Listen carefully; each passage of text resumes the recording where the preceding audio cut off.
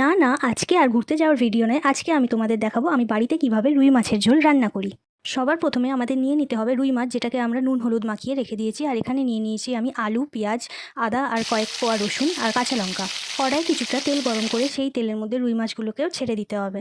তারপর মাছগুলো ভাজা ভাজা হয়ে এলে সেগুলোকে তুলে ফেলতে হবে অন্য একটা পাত্রে। সেই মাছ ভাজার তেলে আমরা দিয়ে দেবো কেটে রাখা আলু, নুন আর সামান্য হলুদ।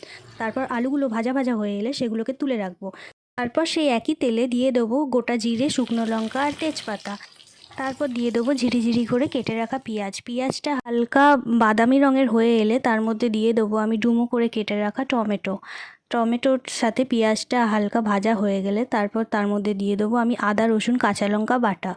তারই মধ্যে দিয়ে দেবো জিরে গুঁড়ো, ধনে গুঁড়ো, কাশ্মীরি লঙ্কার গুঁড়ো আর হলুদ গুঁড়ো। যতক্ষণ না মশলা থেকে তেল ছাড়ছে ততক্ষণ আমরা মশলাটাকে ভালোভাবে কষিয়ে নেবো। তার মধ্যে দিয়ে দেবো ভেজে রাখা আলু। মশলা কষে এলে এবার দিয়ে দেবো পরিমাণ মতো জল আর নুন আর ভেজে রাখা মাছগুলি। তারপর ঝোল ফুটে এলে আমরা উপর থেকে ছড়িয়ে দেবো ধনেপাতা কুচি আর গুঁড়ো গরম মশলা।